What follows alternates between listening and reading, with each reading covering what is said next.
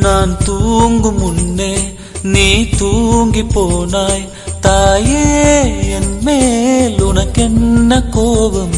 கண்ணான கண்ணே, என் தெய்வ பெண்ணே, கண்ணில் தூசி நீ ஊத வேண்டும்.